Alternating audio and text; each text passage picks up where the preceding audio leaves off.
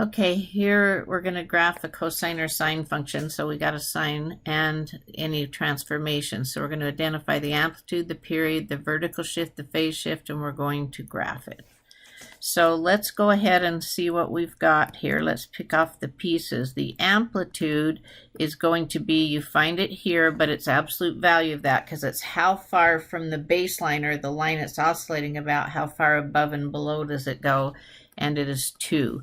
But I'm going to make me a note that the negative, this graph is going to be reflected because of that negative.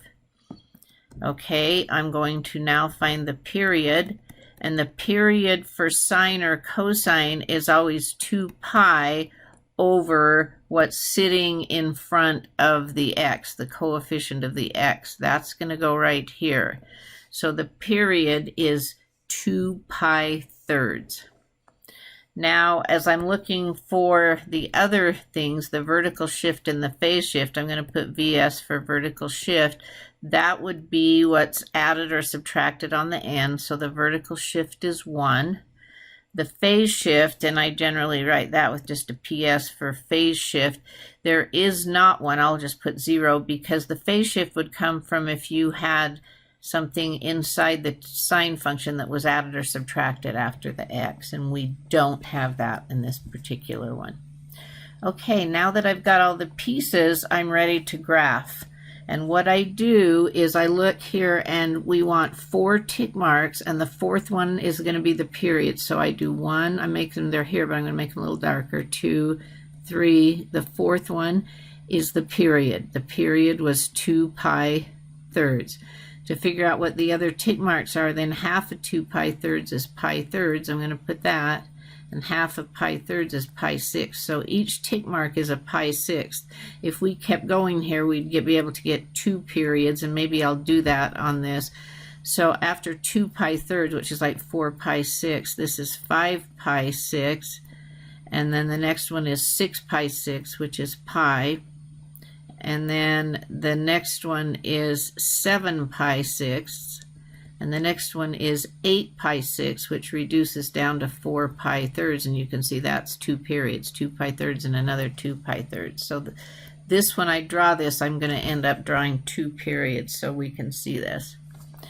Okay, the next thing I do after I've got my tick marks figured out is I draw the baseline. The baseline is the line it's going to oscillate about.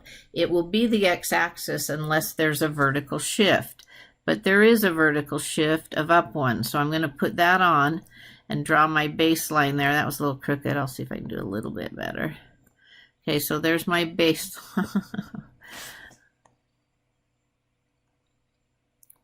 So I'm going to draw my baseline. I'm going to have a line that's up 1. Holy cow. So I'm going to draw my baseline. That's going to be a line that's up 1. And it's going to oscillate about that line because everything is shifted up 1.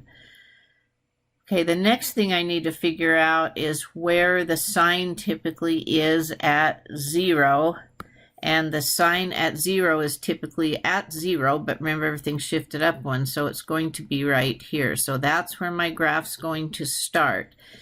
Then in each fourth of a graph, that's why I marked the 4 of them, it's either going to be at a max, a min, or crossing the baseline. So since we're already on the baseline, normally it would go to its max, but this graph is reflected because it has a negative. So in the next fourth, it's going to go to its minimum.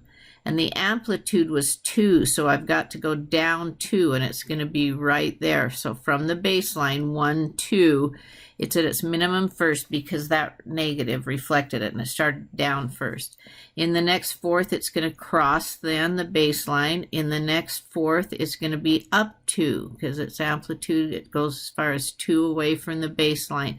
And then in the next fourth, it's going to cross again. And you see from that, we have drawn 1 complete period. If you wanted to continue, the next fourth, it would be at its min. Then the next fourth, it would cross. Then the next fourth, it would be at its max. And then the next fourth, it would cross the baseline again. And so there it is. There's 2 complete periods graphed.